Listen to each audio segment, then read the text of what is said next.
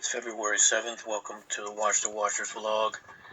On a previous edition, I shared with you probably one of the main insights into, participating watcher behavior, and that is very simply to understand that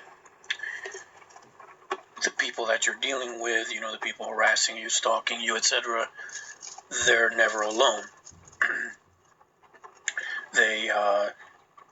They're always connected to this kind of a hive mind. It's just one of those things where, social media has developed so rapidly and combined with smartphone technology. This technology is so powerful, it's progressed and developed so rapidly. It's changed our society in ways that are so profound, and yet our mentality is that we're still stuck in, the 90s. And what I mean by that is that, things have been changing so fast that we don't even have ways to explain it ourselves.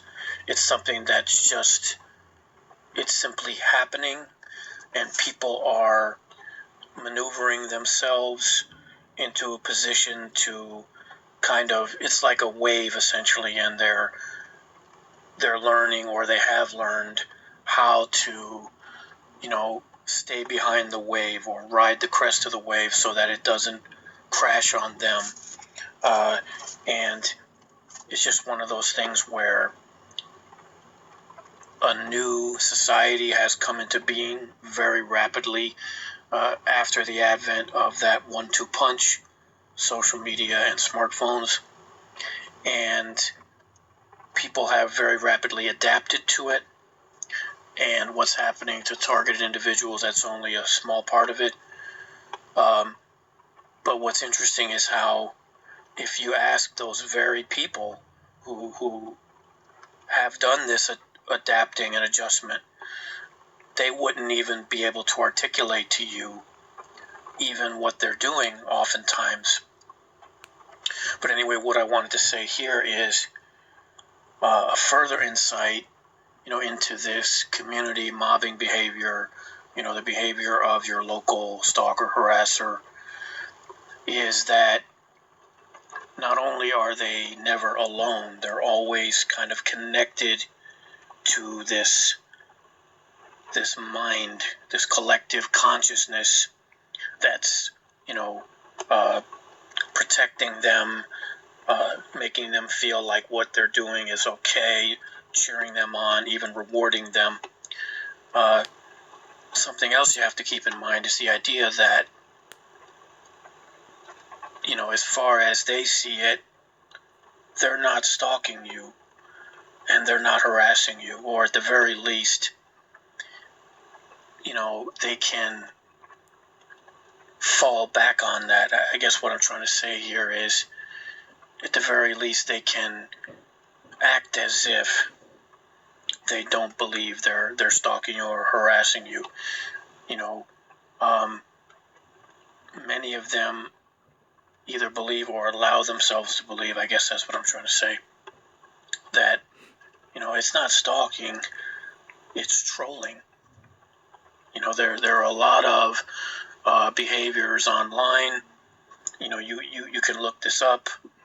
You can watch a lot of things on YouTube, showing people pranking and trolling each other. And a lot of the things that they do to prank and troll each other are actually the same as what they do to us targeted individuals. I have to point out, though, that it's not sustained, it's not constant, it's not permanent. They'll do this to someone, but it's not, 100 times a day for life. For example, they may decide, well, hey, there's this guy that posted these really, non-politically correct comments. We're going to track this guy down. We're going to find out who he is. And watch, we're going to do this thing where, we're going to wake them up all night or something like that.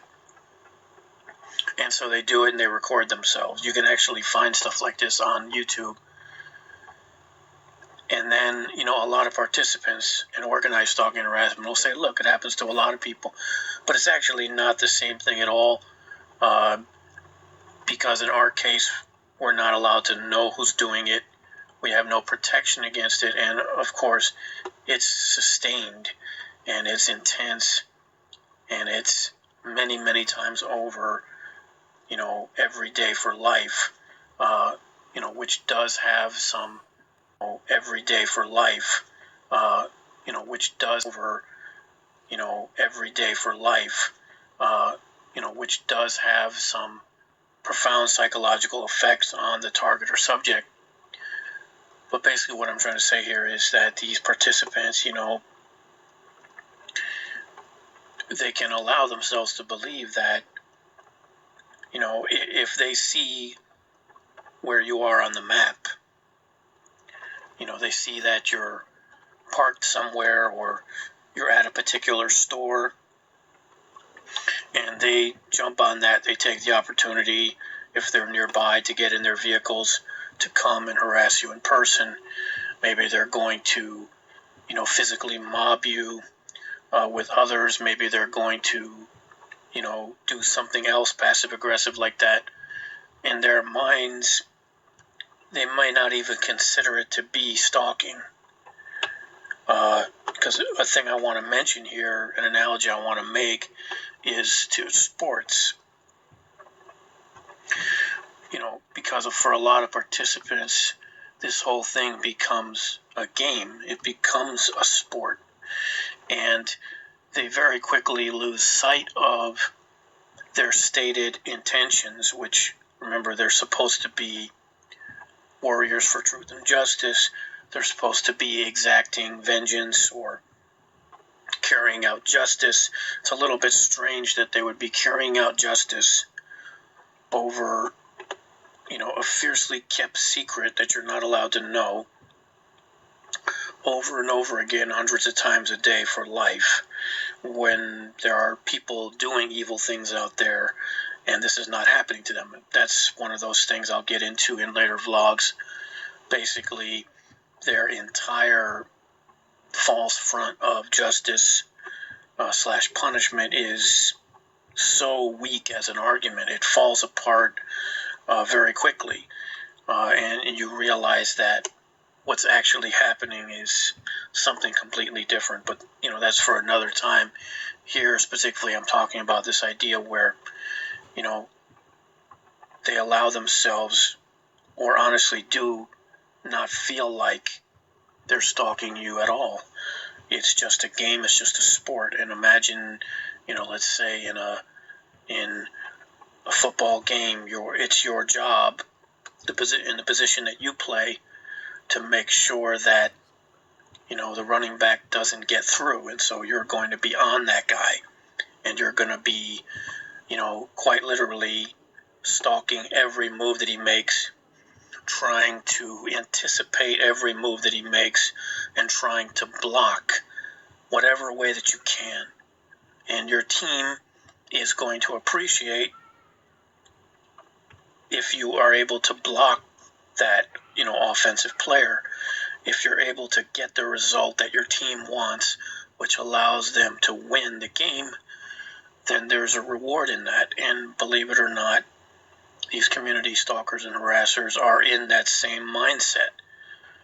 When they see where you are on the map, when they're using this sophisticated technology, which of course they say is supposed to be there to stop you from committing crimes, but they're actually using it to abuse you or torture you or to commit crimes over and over and over again.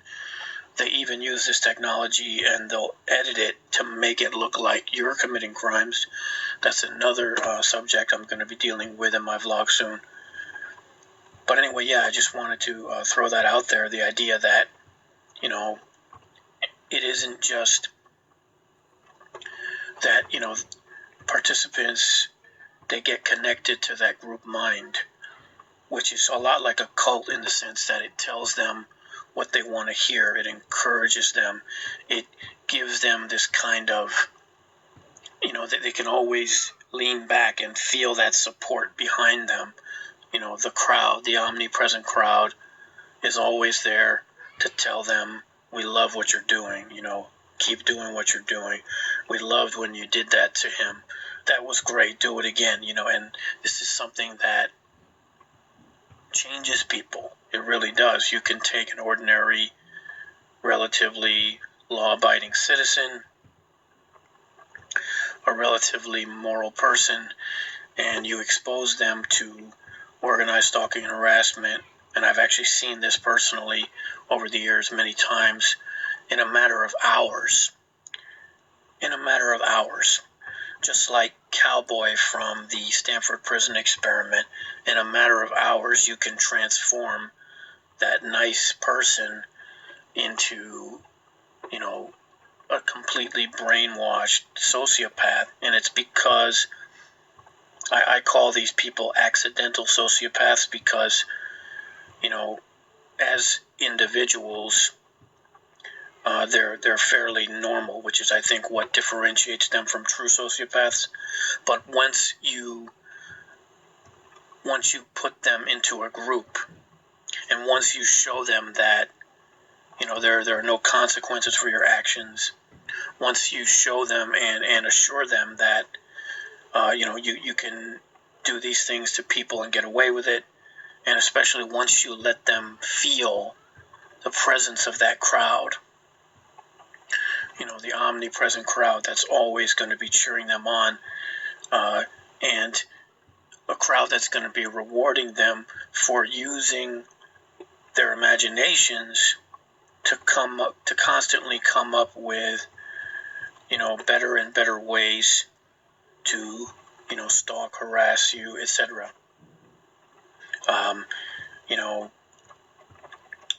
A lot of good people easily fall to that temptation.